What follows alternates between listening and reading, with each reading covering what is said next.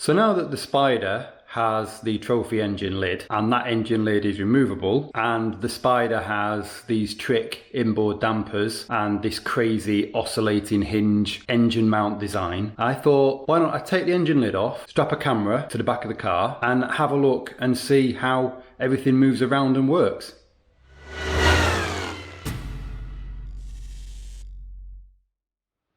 The first thing we need to do is take the engine lid off.